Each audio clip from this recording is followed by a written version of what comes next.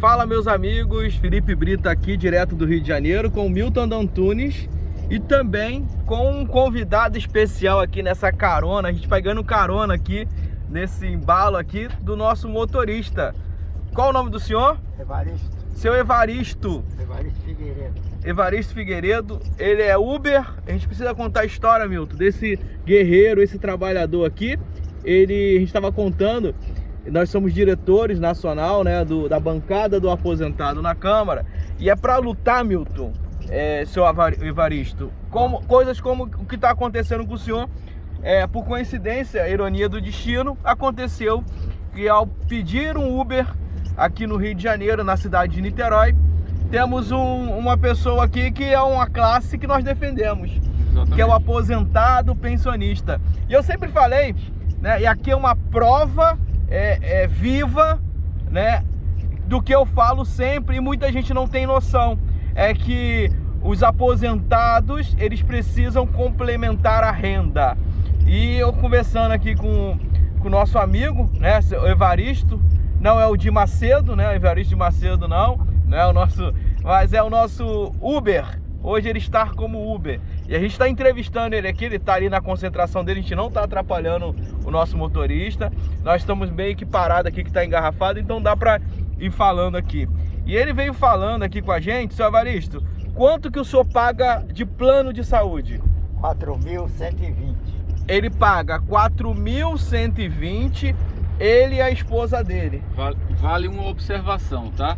A Constituição Federal nos garante, né, pelo menos no texto, saúde, aí já está indo contra ela já está sendo quebrada aí, né? Está sendo rasgada, digamos assim, por parte do governo, que não garante saúde de qualidade, onde a pessoa tem que pagar um plano de saúde de mais de R$4.000, isso para quem ganha um pouco mais, né, Felipe? Porque a realidade da grande maioria dos brasileiros aposentados hoje, pelo menos 70%, é de apenas o ganho de um único salário mínimo. Ou seja, o seu Evaristo dentro desse grupo já é, entre aspas, um privilegiado que ainda pode, com todo o sacrifício, pagar R$4.120 de plano de saúde. Então a Constituição já fica aquém do seu papel aí, diante do que o governo poderia e não faz na prática para dar qualidade de vida para essas pessoas. O seu Evaristo deveria agora estar em casa descansando, já aposentado, curtindo seus netos, a sua família, mas está sendo obrigado a ter que trabalhar de Uber para complementar a renda. E olha que a gente está falando só de um plano de saúde, mas a gente não fala das outras despesas que certamente ele tem como qualquer outro brasileiro. Então, gente, é um absurdo. Essa é a maior razão pela qual eu hoje sou da Paraíba, sou de João Pessoa, estou aqui no Rio de Janeiro, estive semana passada inteira em São Paulo, por 2 vezes viajei para São Paulo para lutar, para trabalhar em benefício de 37 milhões de aposentados e pensionistas do regime geral de previdência social. Então isso é só uma pequena história de uma enorme possibilidade de histórias que eu sei que a sua que está me assistindo agora deve ser extremamente importante também. Mas a gente aos poucos vai dando vez e voz para essas pessoas, como o caso do seu Evaristo. Isso é só uma gota no oceano, pessoal. A gente está indo agora para um evento aqui, né? Tem 3 presidenciáveis lá, Ciro Gomes, o Janones e o Pablo Marçal. Então a gente vai ouvir o que essas pessoas têm a falar sobre as propostas, né, nesse fórum, nesse congresso. Mas a gente está, acima de qualquer coisa, indo lá também para colocarmos o aposentado e o pensionista, Felipe, como prioridade no plano de governo desses presidenciáveis. São 37 milhões de pessoas que não podem ser ignoradas, tá? E a gente não cansa de dizer isso em nossas lives. É um número suficiente para, juntamente com mais um familiar, eleger um presidente da República. Então, a gente aí com as famosas bancadas do BBB, Boi, Bala, né, e Bíblia, a gente não pode esquecer que já passou do tempo do aposentado, do pensionista ter direito à sua bancada, e essa é a nossa principal bandeira, tá, de trabalho. Você que já conhece o nosso trabalho, que vem nos acompanhando, sabe, tanto eu, quanto o Sandro e quanto o Felipe, estamos pré-candidatos, eu a deputado federal pela Paraíba, o Sandro por Minas Gerais e o Felipe a deputado estadual aqui pelo Rio. Então nossa luta em alcançarmos agora uma dessas cadeiras é para potencializarmos a nossa forma de trabalho para que a gente chegue lá, no sentido de que, para que a gente possa dar celeridade à busca e à concretização das nossas lutas pelos direitos dos menos favorecidos, em especial os nossos aposentados e pensionistas. A gente está aqui com o seu Evaristo. Olha só, o que ele ganha aqui, eu ouso a dizer que é para complementar um pagamento de plano de saúde. Ainda pago R$2.000 de carro alugado. Ainda, olha só, ele tem uma despesa de R$2.000 desse carro aqui que é alugado. Gente, é uma coisa assim absurda que está acontecendo no Brasil. O seu Evaristo não precisaria, se fosse um país sério, saúde e educação não seria negócio. Se o país fosse sério, não se cobraria R$4.100 para um casal de idosos de 80 anos, no qual o governo deveria estar cuidando. Eu não estou falando do governo Jair Bolsonaro, não, de qualquer governo, Lula, do FHC, todos. A gente não está aqui fazendo propaganda política, e a gente não tem... Eu quero ver agora quem votou no Bolsonaro, quem votou no Lula, que falava assim: eu não tenho político de estimação. Principalmente quem é de direita falava isso: eu não tenho político de estimação. Mas qual é a política hoje dos governos? Estou falando no plano de governo do Lula, no plano de governo do Bolsonaro, no plano de governo do Ciro, quem for, que tenha prioridade. A gente está falando de prioridade na vida. Os idosos passam na frente, as crianças passam na frente, mas eu vejo que na prioridade de planos de governo, o idoso, o aposentado, o pensionista sempre fica para trás. Gente, o Milton tocou no assunto que eu não gosto. O Milton veio até me cobrar hoje de manhã: Felipe, por que você não fala que é pré-candidato? Gente, eu tava olhando pro Milton, eu conversei pro Milton, eu falei assim: olha aqui minha casa, Milton.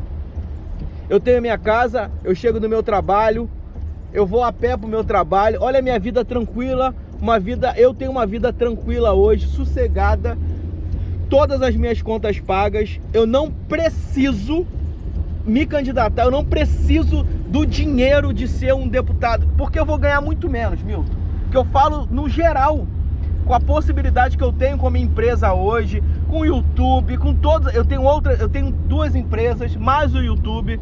Eu vou diminuir, eu sendo deputado federal, com todo o custo que eu já tenho de vida, que tudo, eu vou diminuir o meu custo, eu vou ter que diminuir o meu custo de vida, eu vou ter que mexer tudo na minha empresa em prol de um ideal, porque financeiramente, dinheiro, para mim não vale a pena. Hoje no Rio, o seu Evaristo sabe muito bem, você ser um deputado, você ser um parlamentar no Rio, você corre um sério risco de vida.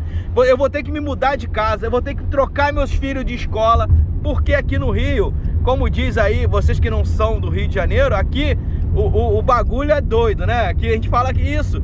Ontem mesmo foram pessoas assassinadas. Então assim, aqui no Rio não é brincadeira, a política aqui é muito séria.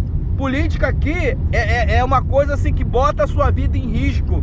Eu estou me colocando, estou ainda em dúvida, Milton. Eu estou reavaliando, estou avaliando se vale a pena eu me candidatar e colocar a vida da minha família em risco, porque se você não se vender para o sistema, e vai chegar muita coisa, eu tenho que avaliar, porque eu sou um cara que eu não vou me vender para o sistema. Eu coloco a minha vida em risco, porque na hora de chegar, você vai ter que votar a favor disso, e eu vou bater a perna e não vou votar, porque se eu achar que está errado, eu não vou votar.